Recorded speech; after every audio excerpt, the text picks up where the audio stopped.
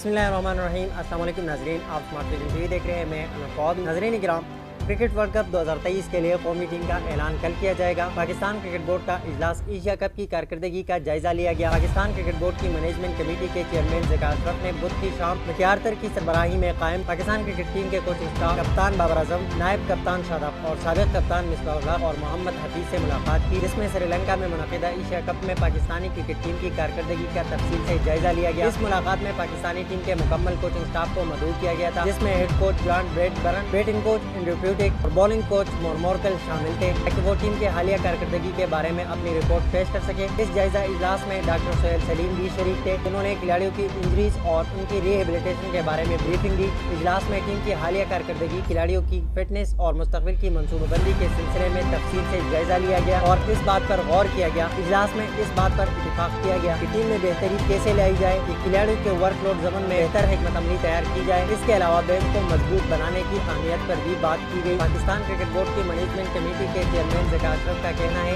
कि इस जायजे का मकसद ये था कि ऐसा माहौल पैदा किया जाए जिसमें खुलकर इजहार राय हो और इत्तेफाक राय पर पहुंचा जाए। इस जायजे के पीछे ख्याल ये है कि कारकर्दगी के बारे में हर एक को इस पे शामिल किया जाए, मसाइल की निशानदेही की जा सके और इनका हल तलाश किया जा सके। ज़का अशरफ ने कहा कि हमने खूबियों और कमजोरियों पर बात की है और हम इस बारे में बिल्कुल वाज़ेह है कि टीम की बेहतरी के लिए कहा क्या करना है। ज़का अशरफ का कहना है कि इस तमाम बातचीत से ये बात सामने आई कि साबिक़ मैनेजमेंट ने कई खिलाड़ियों को लीग क्रिकेट खेलने की इजाज़त दे रखी थी, जिसकी वजह से वो कौमी जिम्मेदारी अदा करने से कबल ही थकावट का शिकार हो गए। ताहम अब हमने इस बात पर इत्तेफाक किया है कि खिलाड़ियों के वर्कलोड से निपटने और कौमी ड्यूटी को तरजीह देने के लिए फ़ाल हिकमत अमली तरतीब दी जाएगी। ज़का अशरफ का कहना है कि उन्हें इस बात की खुशी है कि ये जायज़ा सेशन मुस्बत अंदाज में रहा और हम सब एक पेज पर है। हमें एतमाद है कि एशिया कप में हमें सीखने को मिला है और ये वर्ल्ड कप की तैयारी में मददगार साबित होगा।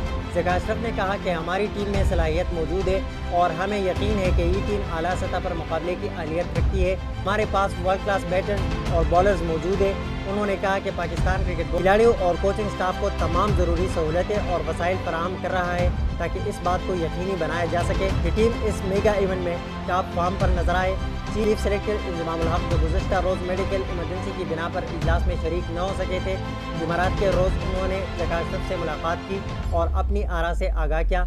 इस जायजा की तकमील के बाद इंजमामुल हक ने पाकिस्तानी टीम के सिलेक्शन को हतमी शक्ल दे दी और ICC वर्ल्ड कप के लिए पाकिस्तानी टीम का ऐलान जुमा की सुबह 11:15 बजे कर दिया जाएगा।